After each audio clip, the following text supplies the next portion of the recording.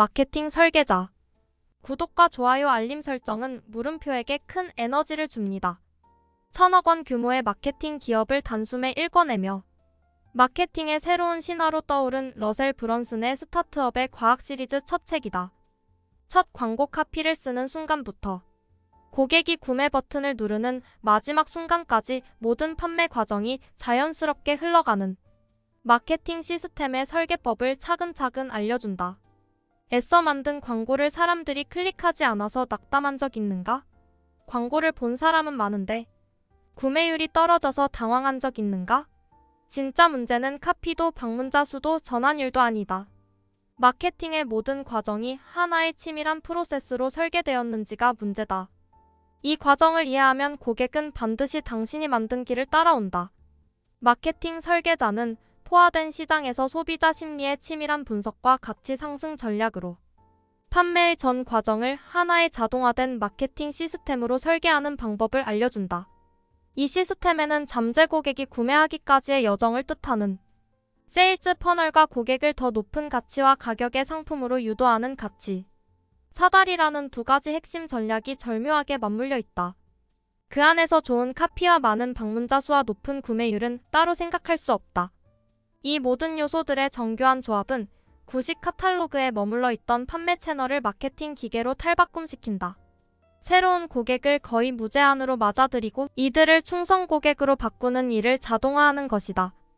끊임없이 묘수를 탐색해야 하는 마케터들도 온라인 비즈니스에 처음 도전하는 사람들도 차근차근 따르기만 하면 마케팅의 시작부터 끝까지 완성된 시스템을 만들 수 있도록 구성했다.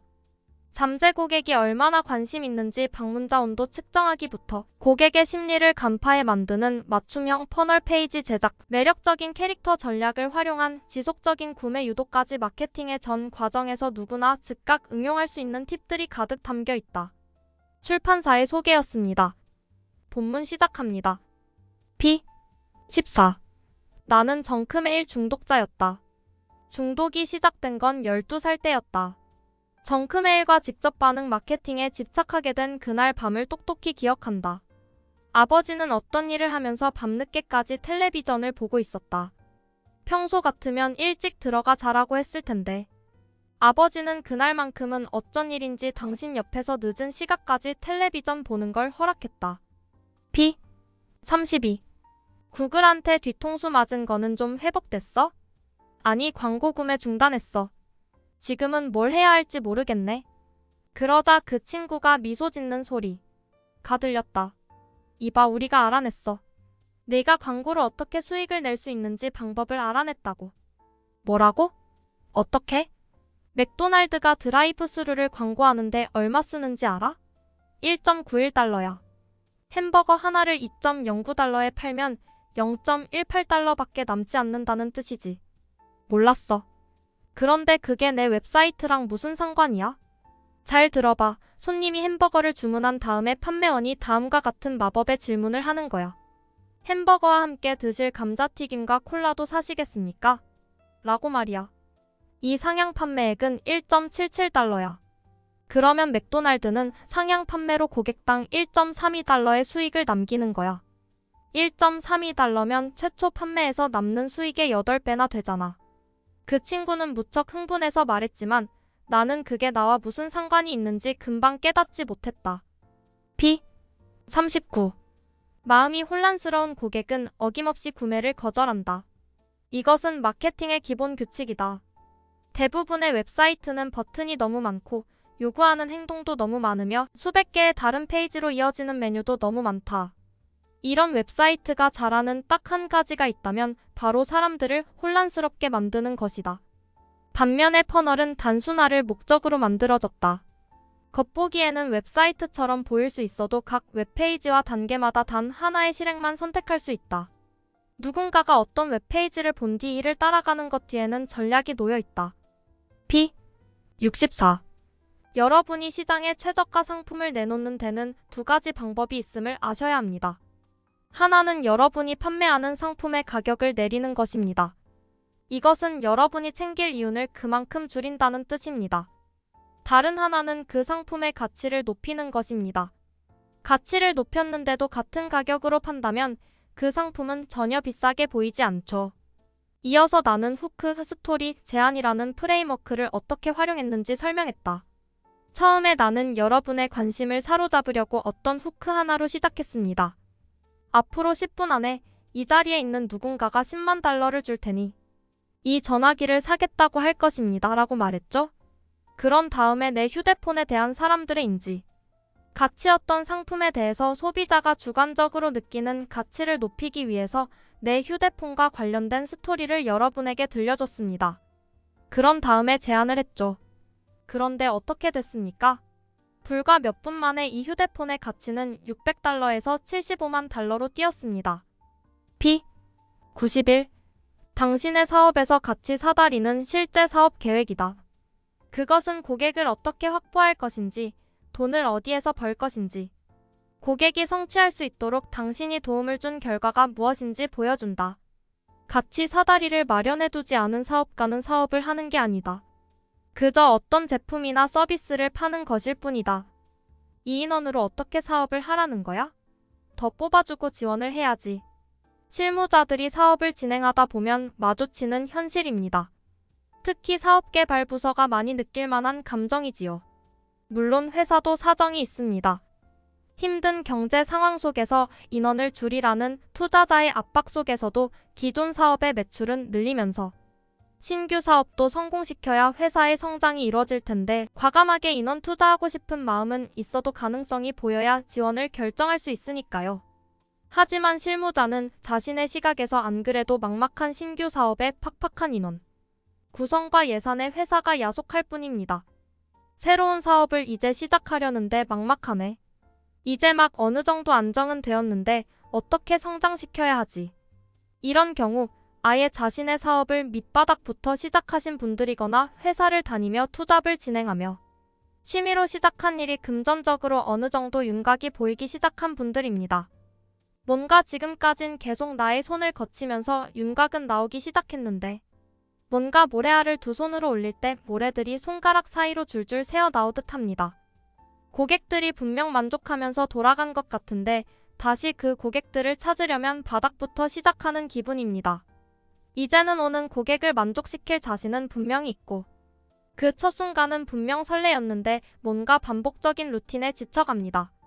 나의 서비스를 경험한 고객들이 팬들이 되어 반복적으로 내 서비스를 사용하는 사람들은 있는데 매출로는 그뿐입니다. 이 글과 책을 아래와 같은 분들에게 추천드립니다.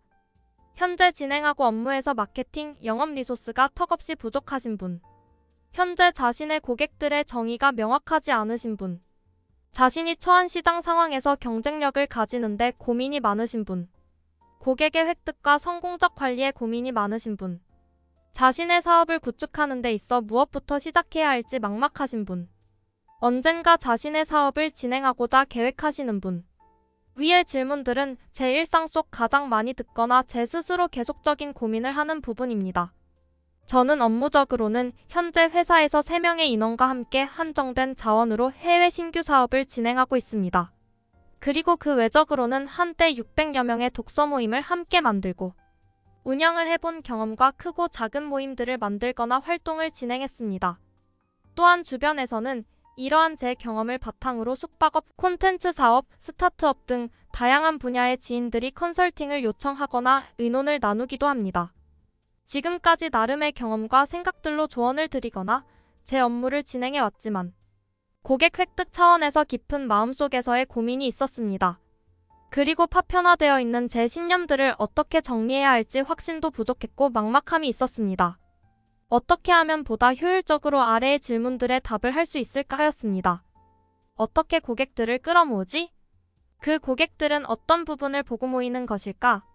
힘들게 모은 고객들을 어떤 방식으로 업마이너스 셀링을 만들어낼까? 기존에 만든 좋은 콘텐츠를 가지고 어떻게 가격에 녹여내고 가치 제한을 하지? 원소스 멀티유즈 차원. 고객 대상 프라이싱을 한다면 각 고객을 획득하는 비용은 어느 정도 생각해야 할까? 위의 것들을 만들어내고 운영한다면 꼭 사람이 필요할까? 최소한으로 한다면? 그런 관점에서 이 책은 제게 많은 생각의 실마리와 방법론을 알려주었습니다. 1.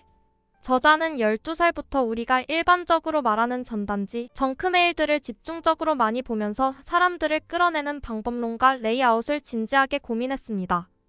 그것을 자신의 사업에 적용하여 성공한 내용을 방법론을 만들어냈습니다.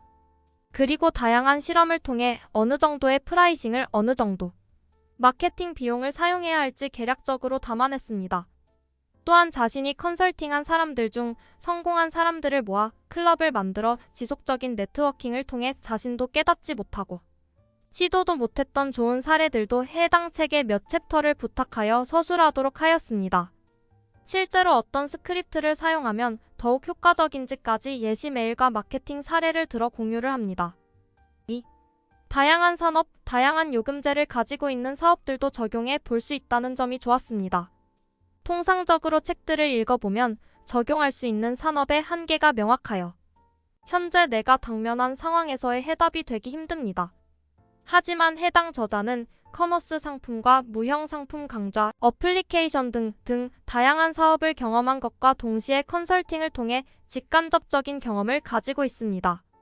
그렇기 때문에 책을 서술할 때에도 커머스적 관점, 무형 상품의 관점 등에 대해서도 어떻게 적용하면 될지 내용을 담았습니다. 3. 그 외 단순한 마케팅뿐 아니라 어떤 생각을 바탕으로 사업을 진행해야 할지 실마리를 줍니다. 사실 마케팅은 회사나 개인의 브랜딩과도 맞닿아 있고 제품 및 가격과도 밀접하게 연관되어 있습니다. 또는 잘 만든 자동화 마케팅은 영업을 대체하는 매우 효과적인 방법론이기도 합니다. 그렇기 때문에 회사 내 마케팅이란 직군이 별도로 있겠지만 보기에 따라서는 회사의 설립부터 타깃으로 해야 할 곳을 정하고 그곳에서 사업을 영위 및 발전시키는데 전반적으로 영향을 끼치는 것이 마케팅이라 볼 수 있습니다.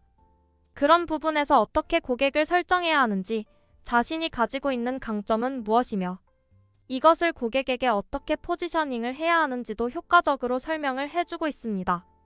그렇기에 저는 최근 읽은 책들 중 창업을 하고 싶단 마음이 확신과 함께 동시에 들었던 책은 이 책이 처음이었습니다. 책은 크게 4가지로 구성이 됩니다. 사실 마지막 페이지가 해당 저자가 목적으로 하는 다음 단계 마케팅 툴을 구입, 활용로 이끄는 목적이 있긴 합니다만 그것은 독자들의 선택인 것 같습니다. 위의 3가지 내용들을 얼마나 잘 이해하고 나만의 방식으로 고민하여 재구성하는지가 핵심으로 보입니다. 강력한 시스템을 이루는 필수 요소 마이너스 공식 이해하기 퍼널, 후크, 스토리, 제안 등. 더 높은 가치로 이끄는 목표 마이너스 퍼널 설계하기 각 단계별 퍼널 설계. 단계별 다른 설득의 언어 마이너스 스크립트 쓰기 각 퍼널 단계별 스크립트 예시. 시스템을 만드는 비책 마이너스 퍼널 완성하기 퍼널을 관리, 운영하는 법. 여기까지 마케팅 설계자 소개해드렸습니다. 구독과 좋아요 알림 설정은 물음표에게 큰 에너지를 줍니다. 감사합니다.